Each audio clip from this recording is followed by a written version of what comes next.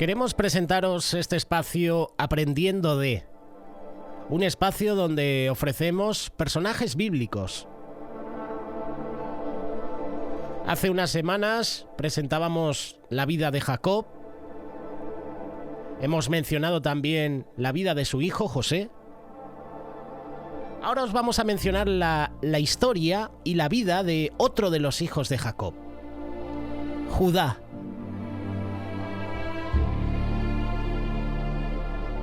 Si tú analizas Génesis capítulo 38, encontrarás un pasaje que no tiene nada que ver con lo que está aconteciendo con José. Te pongo en situación. A José, sus hermanos, se desarrolla cronológicamente después de que él es vendido a los madianitas por sus hermanos. Ahí sabemos que José termina en Egipto trabajando en casa de Potifar. Es como una especie de pausa, un interludio en la historia, en la vida de José.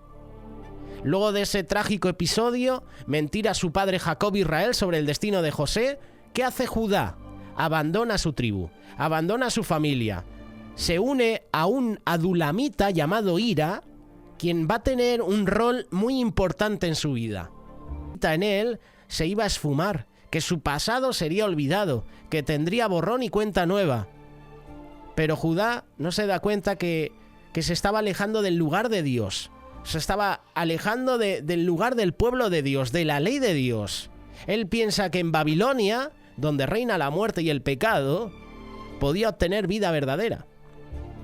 Y esto nos recuerda un poquito a Lot y a su familia, ¿verdad? Se separan de Abraham y se van a Sodoma y Gomorra. Con esta decisión, Judá pavimenta un declive moral con consecuencias incalculables. Judá inicia en su vida la etapa de andar en el consejo de malos. Es la antítesis del Salmo 1. Cambió la compañía de su tribu por la de un idólatra adulamita llamado Hira.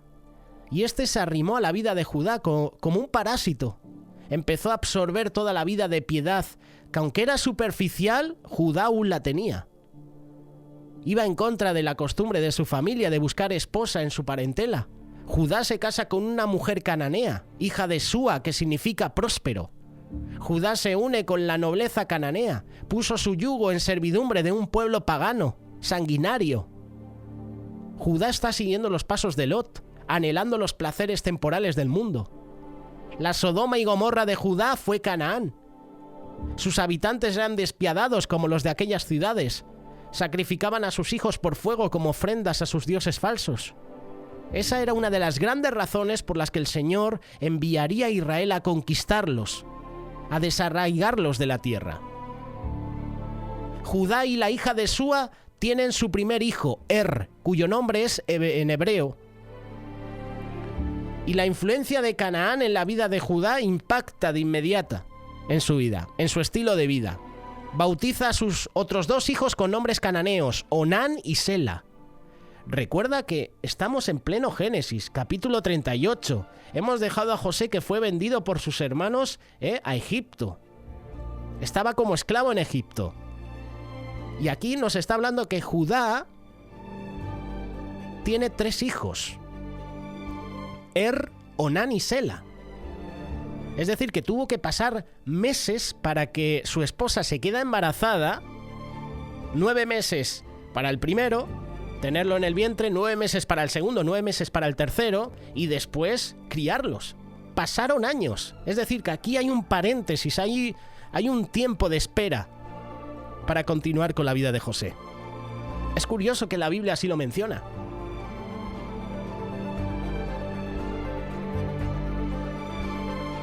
Lo que nos llama la atención de los hijos de Judá es que eran incapaces de participar en la adoración a Jehová.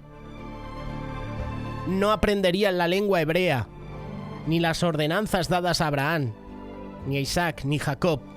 No podrían transmitir la fe a la siguiente generación. Podríamos decir que la infecundidad espiritual llegó a la familia de Judá. Por eso no subestimemos la influencia del mundo en nuestras vidas, su lenguaje, sus costumbres, sus dioses. Esos dioses que pueden venir a nuestra vida de una manera sutil. Si colocas un guante blanco, por ejemplo, en el barro, no es el barro el que toma el color blanco del guante, sino el guante blanco el que toma el color sucio del barro. Y esta es una verdad latente en la vida de Judá. Y el ejemplo que hemos presentado, Lot. El pecado siempre te va a llevar más allá de donde pensabas llegar. El pecado que piensas que está bajo tu control siempre terminará controlándote a ti. Te alejará por más tiempo de lo que habías planificado, que podía ser la comunión con el Señor.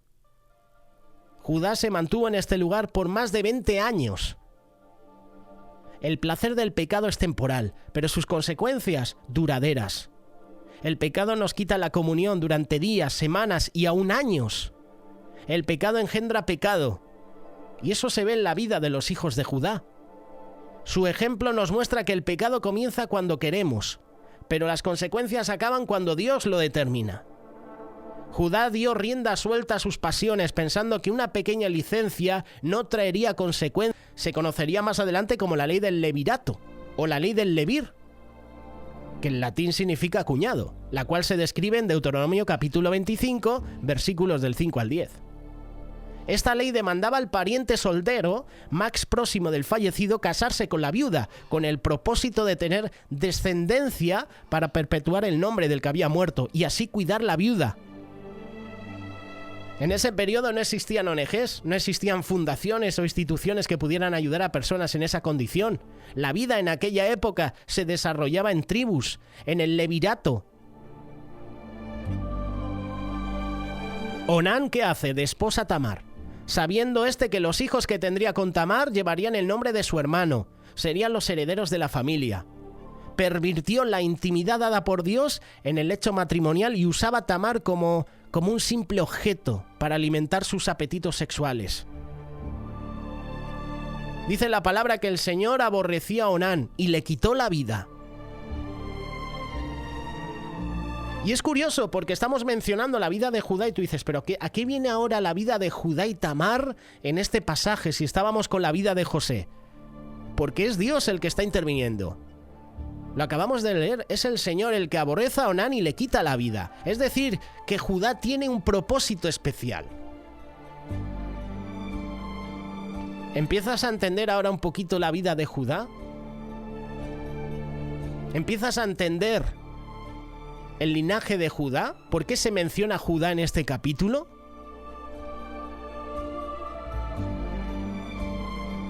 Dios está interviniendo directamente en la vida de Judá y Tamar. Él es quien está detrás de esta escena. Dios está en medio de una familia inmoral y la verdad es que Dios ha intervenido directamente en cada una de nuestras vidas, incluso trayendo adversidad como consecuencia de ¿qué? De nuestro pecado.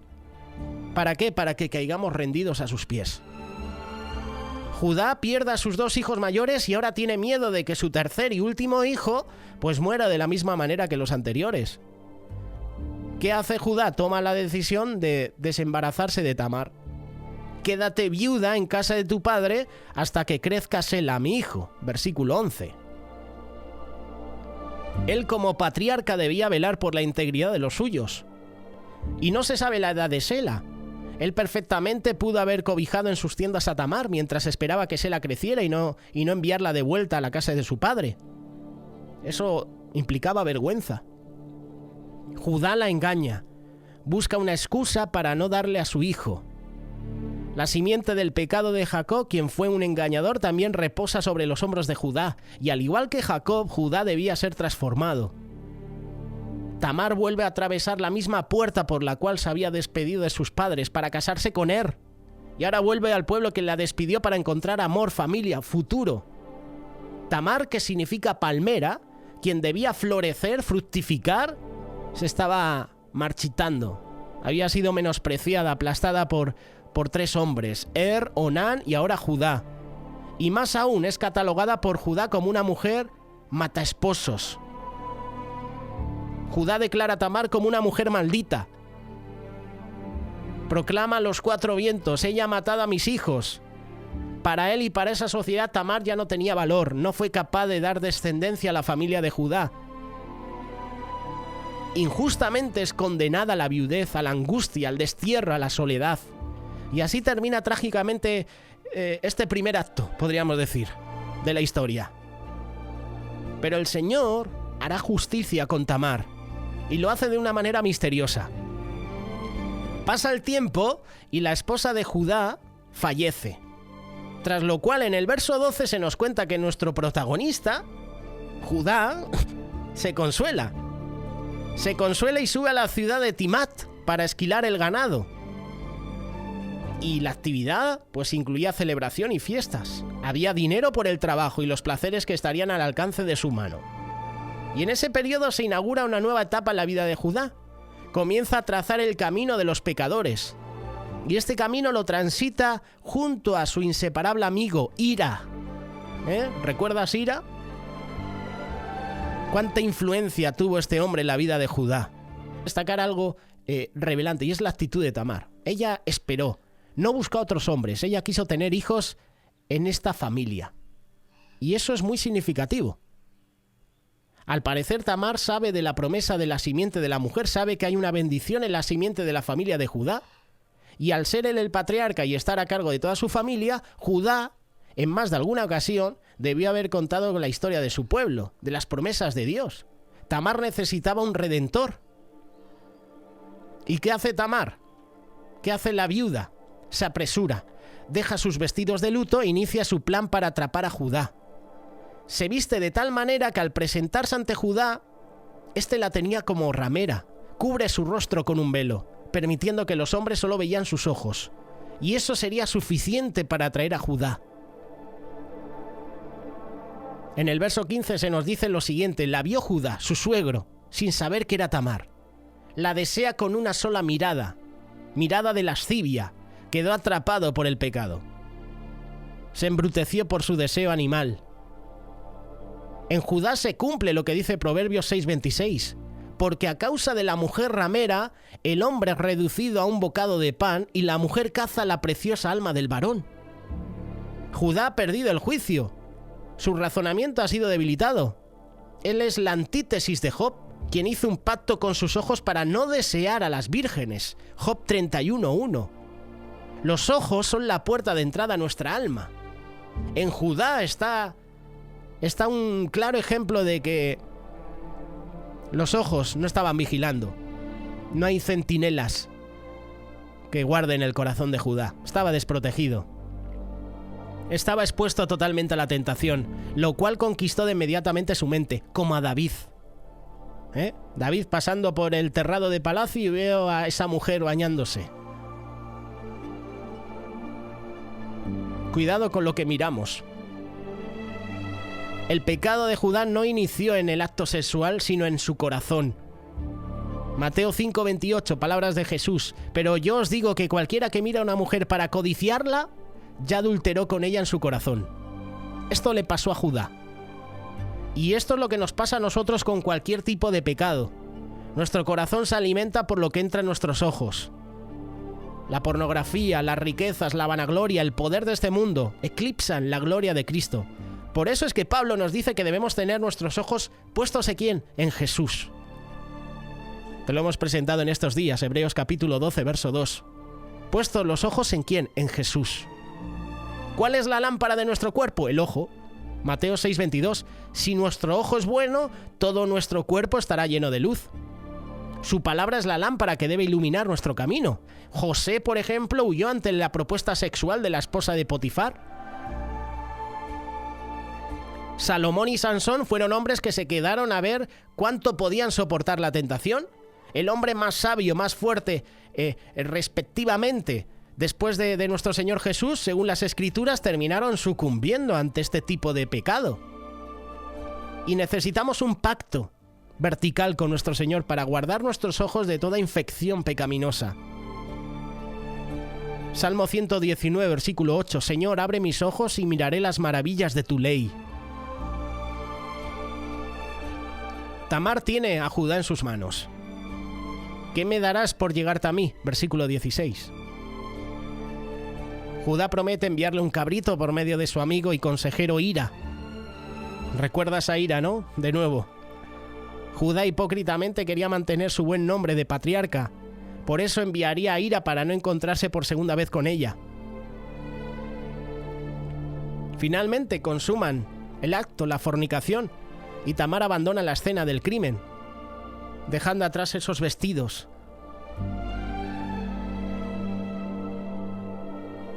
Esta es nuestra naturaleza. Condenamos los pecados ajenos y toleramos los nuestros. Debemos comprender que es una bendición conocer nuestros propios pecados y es el punto de partida para humillarnos ante Dios. Saber la profundidad de nuestra iniquidad nos libra de jactancia, de hipocresía, nos hace dependientes de Dios, nos hace compasivos. No menosprecies este don del Señor.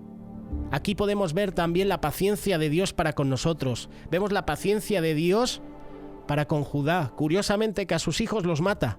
A uno de sus hijos los mata por el mismo hecho de acostarse con Tamar, que solo quería Tamar para eso. Y Judá, que en este caso también está haciendo lo propio, vemos la misericordia de Dios.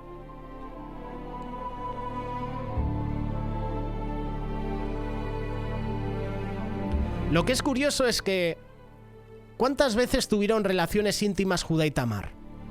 Si lees el pasaje, una vez. Y la providencia de Dios de nuevo está detrás.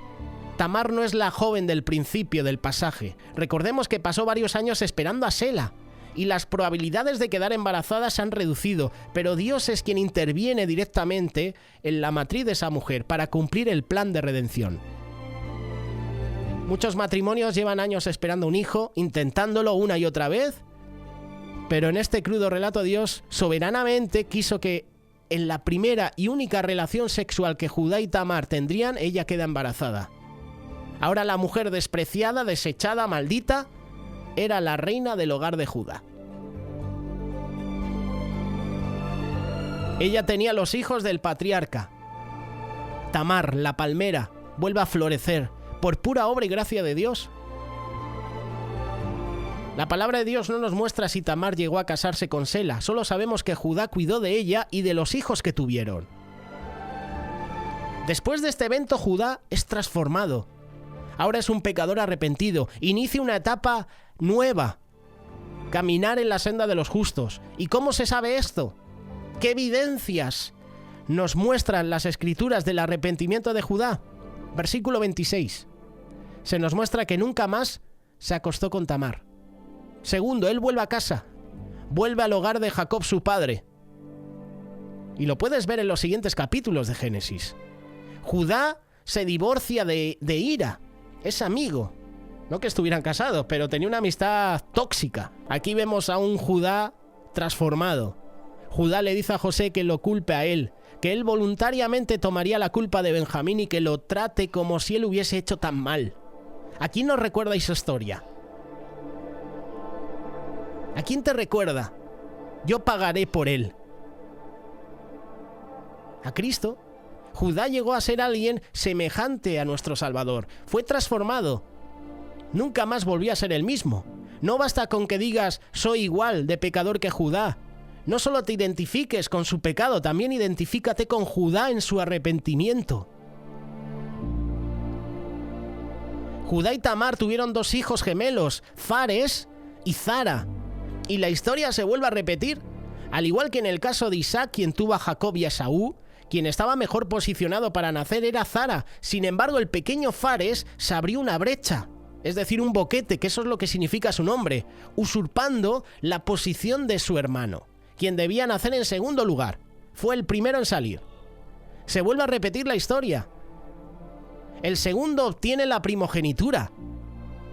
Y esto es por gracia de Dios. ¿Cuántos hijos perdió Judá? 2. Ahora el Señor, en su infinita gracia, restaura lo que el pecado había destruido. Pues en donde abundó el pecado, sobreabundó la gracia. ¿Y por qué te cuento y te hablo sobre la vida de Judá? Porque se conoce al león de la tribu de Judá. ¿Qué tiene que ver esta historia con el Evangelio? ¿Qué tiene que ver esta historia contigo, conmigo? ¿Por qué Dios quiso que este relato, que este pasaje de Génesis 38 cortara la vida un poquito de José?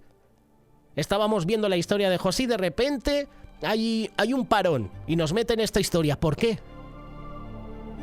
¿Por qué Dios quiso que este pasaje fuera conocido por su pueblo? ¿Sabes una cosa? Cuando estudias la historia de Noé y el diluvio, ¿conectas esa historia con tu historia? No, ¿verdad? ¿Qué tiene que ver Noé con mi vida? Cuando lees de la liberación de Israel en Egipto, ¿lo relacionas con la obra de Dios en tu vida? No. El amor de Dios es personal. Él amó y salvó a Noé, a su familia en el diluvio, ¿es verdad? Pero en ese acto de salvación, Él estaba pensando en ti. Dios te estaba amando en ese acto de redención. Cuando el Señor libera al pueblo de Israel de la esclavitud de Egipto, no solo está amando a los israelitas, sino también a todos aquellos quienes habrían de creer en el Dios de los israelitas. En el Dios de Abraham, de Isaac y de Jacob. Lo mismo sucede con esta historia. Dios nos muestra su amor y gracia a través de la historia de Judá y Tamar. Nunca olvides este principio. Cuando leas el Antiguo Testamento, recuerda que estás leyendo la historia de tu familia. Si no fuera por el perdón de José a sus hermanos, tú y yo no hubiéramos nacido. ¿Y cómo es eso? Perdonó a sus hermanos, a las 12 tribus. Perdonó a todos sus hermanos. ¿Qué hubiera pasado si José los condena? Los mata. Los envía a esclavos a Egipto. No hubiera descendencia. No se hubiera producido nada de esto. No estuviéramos aquí. No hubiera nacido David, el león de la tribu de Judá. Los enfermos decían: Jesús, hijo de David, ten misericordia de mí. Lo mismo sucede con esta historia. En su infinita gracia, en su infinita soberanía, poder, encamina el pecado de Judá y Tamar, lo encamina para que sea de bendición. De su simiente vendría el Salvador. Judá y Tamar son parte de una genealogía plagada de pecados, pero cubierta también de la maravillosa gracia de Dios. De aquí también viene Rahab, la ramera de Jericó. José mantiene su identidad en Egipto. Judá cambia su identidad por la de los cananeos. José influencia una potencia mundial pagana y bendice a muchas naciones por su diligente servicio. Judá es influenciado por su amigo Hira y por pueblos paganos, poniendo en serio peligro a su familia. José es buscado por la mujer de Potifar. Judá busca una ramera para satisfacer sus más bajos deseos. José prevalece ante la tentación sexual. Judá sucumbe ante la tentación sexual. José, enjuiciado injustamente, va a la cárcel. Judá juzga injustamente a Tamar. José vivió en el temor del Señor y Judá fue un rebelde, hipócrita, profano. Tú comparas a ambos y te decantas por José. Pero la palabra de Dios nos muestra lo opuesto. Desechó la tienda de José y no escogió la tribu de Efraín, sino que escogió la tribu de Judá. Salmo 78. Y no escogió la tribu de Efraín, sino que escogió la tribu de Judá, el monte de Sión al cual amó.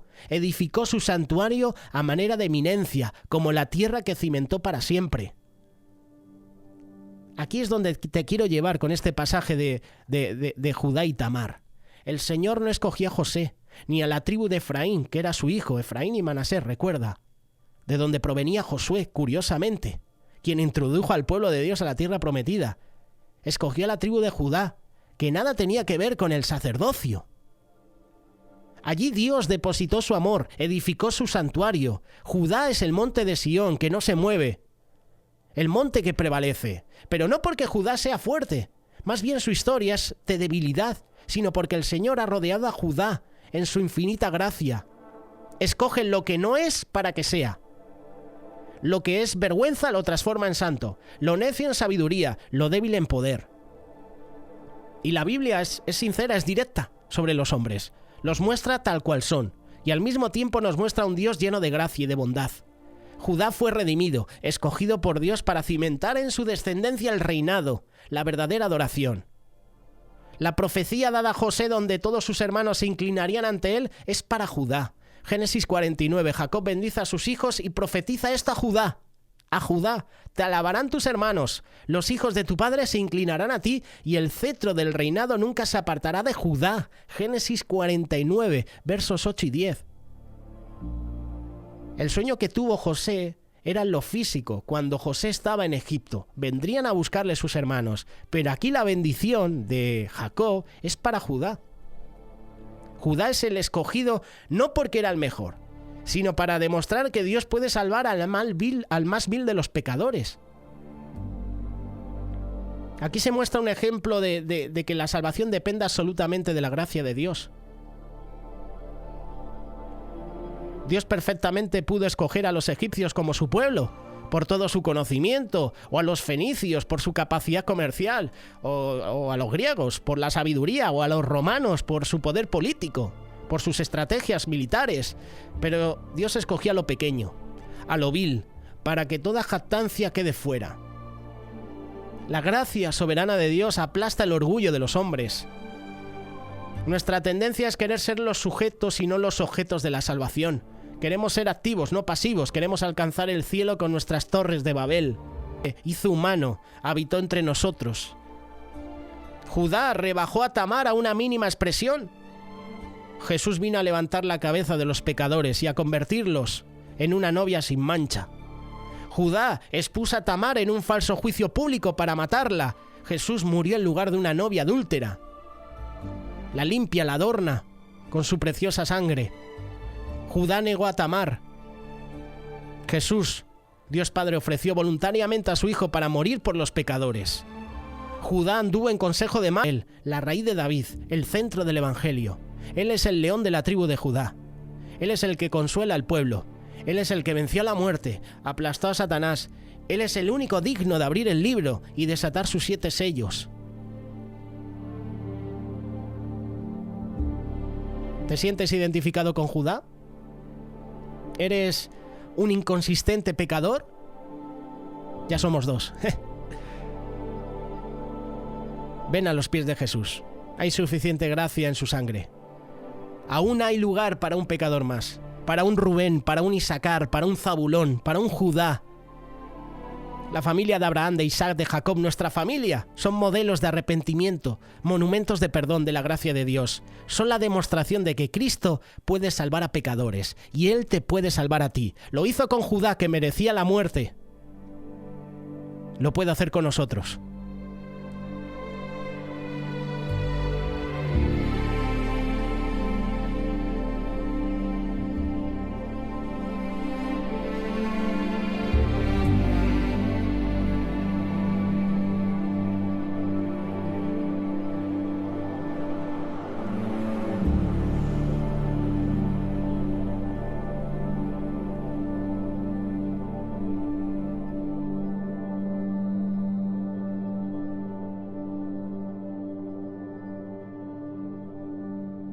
Radio Solidaria, una radio con